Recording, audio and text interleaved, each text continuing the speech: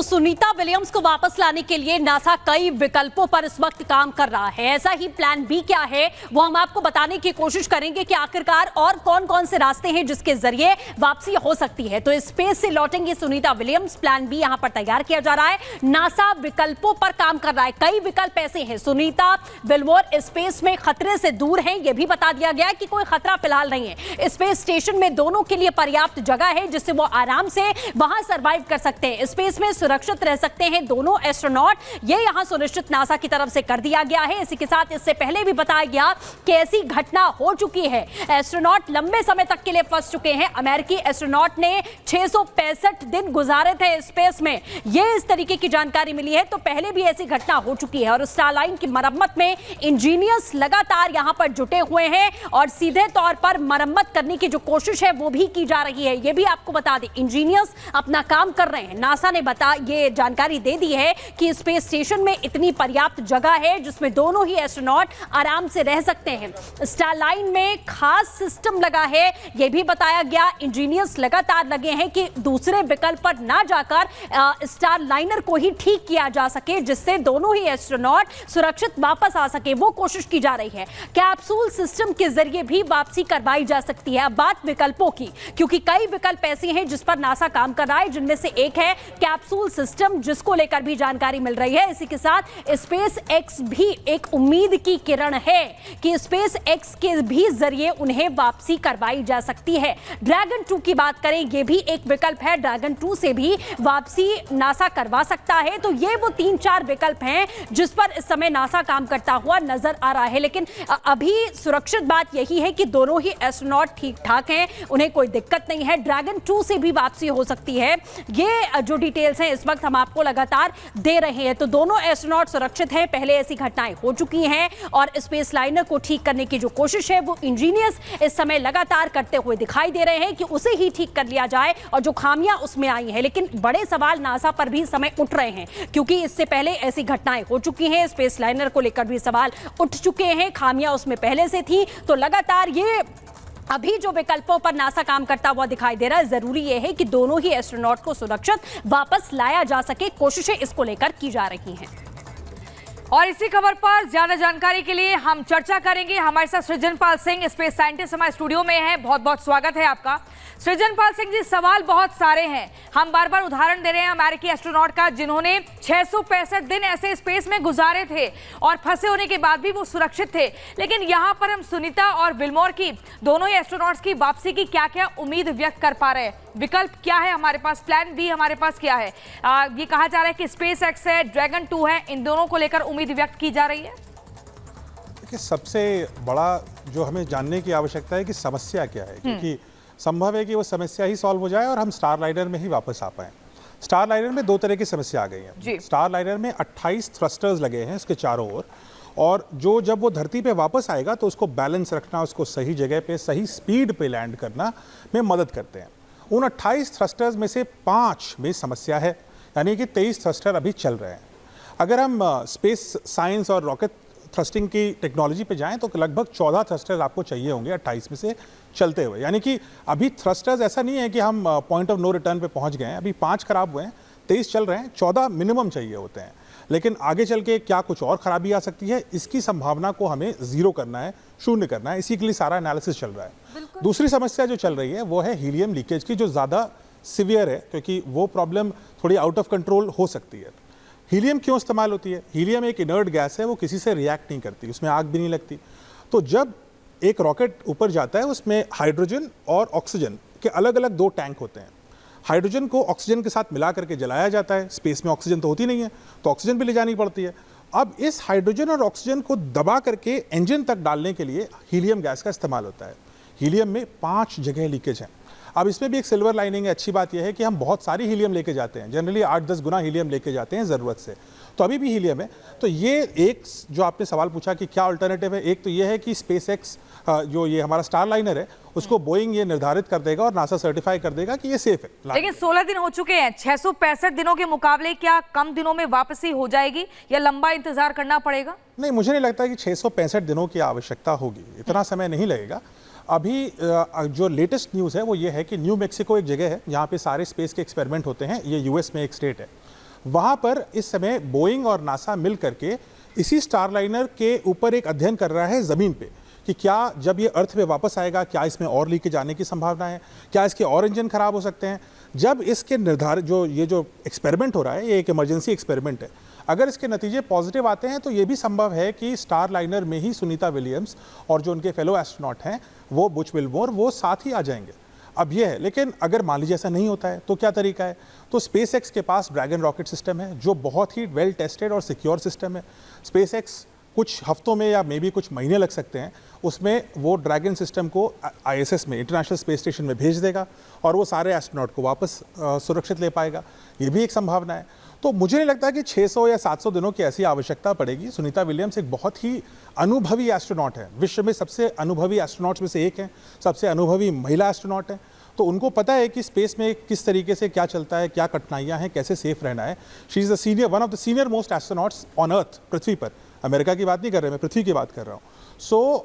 लेकिन अगर मान लीजिए ऐसा होता है कि महीनों तक भी रुकना पड़ता है इंटरनेशनल स्पेस स्टेशन पे, तो इंटरनेशनल स्पेस स्टेशन पे पर्याप्त मात्रा में खाना पानी ये सब मुहैया कराया जा सकता है। हवा भी मुहैया करानी पड़ेगी, आपको उसको क्लीन करते रहना होगा कि कई एस्ट्रोनॉट्स को वहाँ फिर भी सर कोई टाइम पीरियड है क्या कि कब तक वापसी होगी? क्योंकि जिस तरीके से ऑपरेशन को लेकर, क्योंकि पहले से ट्रेनिंग दी जाती है, जब इस तरीके के ऑपरेशन होते हैं तो पहले से ही उन्हें बताया जाता है एटमॉस्फेयर को लेकर। और हम साइंटिस्ट की बात कर रहे हैं, वो तो ऑलरेडी बहुत प्रोफेशनल हैं, बहुत एक्सपीरियंस्ड हैं। इसको लेकर कई पॉइंट्स वो भी सामने आ रहे हैं, जैसे कि हीलियम लीकेज हो रहा है, ये आपने बताया, और भी कई पॉइंट्स सामने आ रहे हैं जिसकी वजह से इतना देरी हो रही है। उन पॉइंट्स पर भी ज़रा नज़र डालिएगा। पहला, जैसे मैंने आपको बताया कि 2 तरह के तो मेजर इश्यूज आ गए हैं। पहला तो जो 28 थ्रस्टर्स थे उसमें से 5 में समस्या है, 23 चल रहे हैं, मिनिमम 14 तो चाहिए आपको वापस आने के लिए। दूसरा, हीलियम की लीकेज है 5 जगह से, अभी भी इतनी हीलियम है कि वो वापस आ सकते हैं, लेकिन अगर लीकेजेस ज़्यादा हुई वापस आते समय, क्योंकि एक बार आपने ISS छोड़ दिया यानी इंटरनेशनल स्पेस स्टेशन छोड़ दिया तो अगला सुरक्षित स्थान सिर्फ धरती है, उसके बीच में आप कुछ बदल नहीं सकते, आप वापस नहीं जा सकते, आपके पास कंट्रोल बहुत कम है। और आपने देखा भी होगा कि जब स्पेस फ्लाइट में जो हमारी इतिहास देखिए, चाहे आप चैलेंजर देखिए या कोलंबिया देखिए जिसमें कल्पना चावला जी गई थी, वापस आते समय ही सबसे ज़्यादा खतरा होता है। इसलिए वापस आते समय इस खतरे को बिल्कुल ज़ीरो संभावना रखना आवश्यक है, क्योंकि स्पेस में एस्ट्रोनॉट की जान बचाना और उसको सुरक्षित रखना सबसे बड़ा होता है। चाहे जितना भी खर्चा हो जाए, चाहे जितने भी दिन लग जाएं, लेकिन सबसे बड़ा जो एम होता है, लक्ष्य होता है, वो है कि एस्ट्रोनॉट को सेफली वापस लाना। अब सुनीता विलियम्स एक नेवी पायलट भी हैं, एस्ट्रोनॉट होने से पहले वो एक नेवी की पायलट थी। तो सुनीता विलियम्स, और आपने देखा है, मैं तो कई बार उनसे चर्चा भी करी है अलग अलग मिशंस के बारे में, बहुत ही लाइवली हैं, बहुत ही हाई एनर्जी हैं, बहुत ही हाईली मोटिवेटेड और पॉजिटिव व्यक्ति हैं। स्पेस में ना सिर्फ बॉडी की आपको स्ट्रेंथ चाहिए, आपको माइंड की स्ट्रेंथ चाहिए। आप अकेले हैं, हज़ारों किलोमीटर दूर पृथ्वी से आप अकेले हैं, बाहर नहीं जा सकते बिना स्पेस सूट पहने। It's a very high tense environment. और Sunita Williams is and her fellow astronaut Butch Wilmore दोनों ही बहुत ही अनुभवी हैं। इन सबको ट्रेनिंग दी जाती है कि क्या अगर माइनर फॉल्ट्स आते हैं तो कैसे सही किया जाए, अगर कम थ्रस्टर्स के साथ लैंडिंग करनी है तो कैसे करी जाए, क्या सेफ्टी प्रिकॉशंस आपको रखे जाए, ये ट्रेनिंग दी जाती है। लेकिन अगेन ये बात मैं आपको बोलना चाहूँगा कि अंतरिक्ष ऐसी जगह है जहाँ पे बहुत कम लोग गए हैं और जिसके बारे में हम बहुत कुछ नहीं जानते हैं, इसलिए हमेशा एक रिस्क फैक्टर तो रहता ही है। बिल्कुल सर, जैसा आपने कहा कि खतरा जाहिर बरकरार रहता है। नासा अपने 3-4 जो विकल्प हैं उस पर काम करने की कोशिश कर रहा है। जैसा आपने कहा, यह भी हो सकता है कि विकल्पों की जरूरत ना पड़े, जो खामी है वही यहाँ पर ठीक हो जाए। लेकिन स्टारलाइनर को लेकर भी नासा पर सवाल उठ रहे हैं कि पहले इस तरीके की खामियां आती रही हैं, उसको दुरुस्त ना करना, और इस तरीके की तमाम बातें इस समय उठ रही हैं।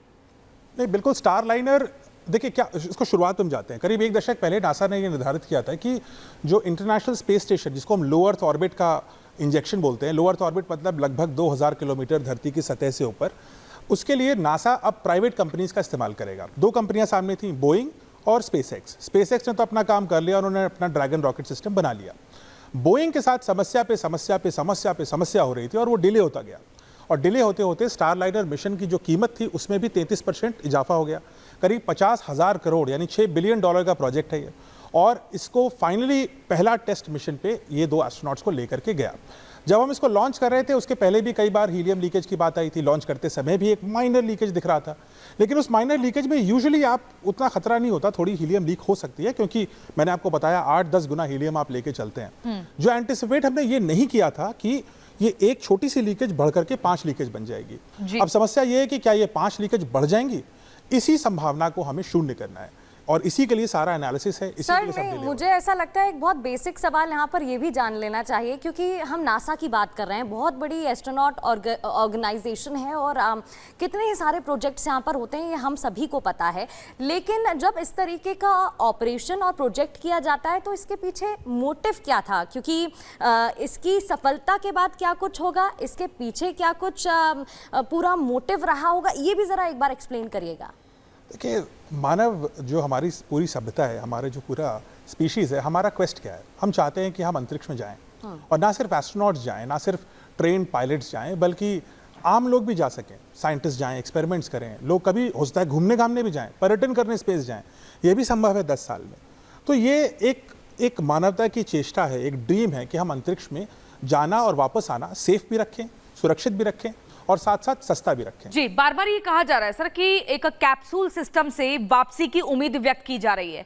ये कैप्सूल सिस्टम क्या प्लान बी के अंतर्गत आता है या अभी जो मौजूदा स्थिति है उसी में कहीं ना कहीं एक विकल्प खोजा जा रहा है? दूसरा, ये एक पर्याप्त जगह दोनों के लिए बताई जा रही है कि दोनों एस्ट्रोनॉट्स के लिए पर्याप्त जगह है, उन्हें किसी तरह की परेशानी नहीं होगी। तो वो कितनी जगह होती है, किस तरह से वो यूज की जाती है, इन दोनों सवालों के जवाब दीजिए। देखिए, कैप्सूल सिस्टम को चलाने के लिए भी पहले स्टारलाइनर को तो चलाना पड़ेगा हमें, और उसके बाद एक तरह का जैसे इजेक्शन, अगर मैं रफली कंपेयर करूं तो एक तरह का जैसे पायलट का इजेक्शन होता है, उस तरह का कुछ सिस्टम वहां पे लगा होता है, कैप्सूल सिस्टम। ये हम गगनयान में भी टेस्ट कर रहे थे, आपको याद होगा, कुछ महीने पहले हमने उसमें टेस्ट किया था इसी चीज़ को। तो ये एक तरह का इमरजेंसी सिस्टम है। तो ये सब सिस्टम हम तभी यूज़ करेंगे जब स्टारलाइनर नहीं चल रहा होगा। मुझे लगता है कि इन सब इमरजेंसी सिस्टम पे जाने से अच्छा होगा, नासा ये कहेगा कि अगर स्टारलाइनर नहीं चल रहा है तो स्पेसएक्स से आप इसको रेस्क्यू करा लीजिए, that is much safer, more convenient. लेकिन अगर एंड में मान लीजिए स्टारलाइनर चलता है, वहाँ से हम करते हैं और धरती के पास आकर के भी कुछ प्रॉब्लम आनी शुरू होती है, तब इमरजेंसी सिस्टम्स भी होते हैं जिससे आप अपने यान से बाहर छिटक सकते हैं और पैराशूट के साथ आप नीचे भी आ सकते हैं। तो ऐसे सिस्टम्स भी होते हैं, अलग अलग स्पेसक्राफ्ट में अलग अलग प्रकार के सिस्टम होते हैं। बहुत सारे फेल सेफ सिस्टम होते हैं, स्पेस बहुत डेंजरस है, वापस आना और भी डेंजरस है, इसलिए ये सारी अल्टरनेटिव्स हम लेके रखते हैं। बिल्कुल बिल्कुल, और यहाँ पर वो सारे इंतजामात भी किए जा रहे हैं। ये भी खबर सामने आ रही है कि 2 जुलाई तक कोशिश की जाएगी कि कैसे भी ये जो हमारा ऑपरेशन नासा की तरफ से कंडक्ट कराया जा रहा है, इसमें और फुर्ती आए और इसे जल्द से जल्द पूरा कर लिया जाए। इसको लेकर क्या कुछ जानकारी है सर? देखिए, 2-3 चीज़ें इंपॉर्टेंट है। हम क्या कर रहे हैं अभी? एक तो मैंने आपको बताया, हम टेस्ट कर रहे हैं न्यू मैक्सिको में, जहाँ पर हम इसी स्टारलाइनर जैसे एक मॉडल पे हम टेस्ट कर रहे हैं, नासा और बोइंग दोनों मिलकर ये टेस्ट कर रहे हैं कि क्या खामियां आई हैं, क्या इसको सही किया जा सकता है, क्या ये खामियां और नहीं बढ़ेंगी। इस बात को हम पुख्ता करना चाहते हैं बिफोर हम उनको हरी झंडी दे दें कि आप वहाँ से स्पेस स्टेशन से निकल करके धरती की तरफ आ जाओ। तो इस रिजल्ट को आने में थोड़ा समय लग सकता है। दूसरा ये है कि जब कोई स्पेसक्राफ्ट जब धरती की तरफ आता है तो एक विंडो होती है टाइम की, उसी में आ सकता है, क्योंकि इंटरनेशनल स्पेस स्टेशन धरती के अराउंड ऐसे ऐसे घूम रहा है, उसकी स्पीड करीब 8 किलोमीटर प्रति सेकंड है और धरती के एक पॉइंट पे आपको लैंड करना है स्टारलाइनर को वापस। आप प्रशांत महासागर यानी पैसिफिक ओशन के बीच में तो नहीं लैंड करेंगे, तो आपको एक जगह ही लैंड करना है। तो एक नैरो विंडो होती है, उसी विंडो में वो ये 6 जुलाई जो वापसी की नई तारीख है, किस आधार पर हम बता रहे हैं? ये इसी आधार पे बता रहे हैं कि इंटरनेशनल स्पेस स्टेशन और धरती का जो अलाइनमेंट है वो उस विंडो में, अगर वहाँ से वो निकलेगा तो जहाँ इंटेंडेड लैंडिंग साइट है वो वहाँ पे आराम से पहुँच सकता है, नहीं तो कहीं बहुत दूर पहुँच जाएगा। तो एक ये है। दूसरा, नासा को ऐसा भी लग रहा है और बोइंग को लग रहा है कि तब तक कुछ रिजल्ट्स भी उनके आ जाएंगे जो वो स्टडीज़ कर रहे हैं, तो वो अपने आप में श्योर हो जाएंगे कि अब इसको वहाँ तक लाना और धरती तक लाना सेफ है। तो ये इंपॉर्टेंट है। इस बीच आपने ये भी सुना कि डेब्री का केस आ गया, कल जो डेब्री का केस हुआ वो भी एक इंपॉर्टेंट केस है। अभी आप सोचिए कि डेब्री से इतना क्या परेशानी हो गई। अभी आप बता रहे थे इंटरनेशनल स्पेस स्टेशन 365 फीट यानी 100 मीटर लंबा है। अभी 100 मीटर लंबा एक स्पेस स्टेशन, उसको एक कुछ इंच की इतनी बड़ी डेब्री से क्या नुकसान पहुंच सकता है, ये भी जानना ज़रूरी है। अब ये जो डेब्री है जो रशियन सैटेलाइट से छूटी है, इसकी स्पीड होगी लगभग 8 किलोमीटर प्रति सेकंड। इंटरनेशनल स्पेस स्टेशन खुद 8 किलोमीटर प्रति सेकंड, घंटा नहीं, प्रति सेकंड की स्पीड से चल रहा है। अब ये दोनों अगर टकराएंगे तो ये 12-13 किलोमीटर प्रति सेकंड की स्पीड से टकराते तो इंटरनेशनल स्पेस स्टेशन में क्षति पहुंच सकती है। इसीलिए वो इवैक्यूएशन 1 घंटे के लिए किया गया था, फिर उसको वापस ले आए। तो ऐसी समस्याएं स्पेस में आती रहती हैं। इन सब वेरिएबल्स को देख करके ही कोई डेट हम निर्धारित कर सकते हैं। हालांकि 6 जुलाई की डेट पक्की नहीं है, अभी देखा जाएगा। बिल्कुल सर, जैसा आपने कहा कि 6 जुलाई की डेट जो है वो पक्की नहीं है, इसको लेकर भी लगातार कोशिशें जारी हैं। अब देखना होगा और हर कोई, नासा खास तौर पर एक कोशिश कर रहा है कि जल्दी अपने एस्ट्रोनॉट्स वापस लेकर आ जाए। फिलहाल हमारे साथ जुड़ने के लिए बहुत बहुत शुक्रिया। तो इस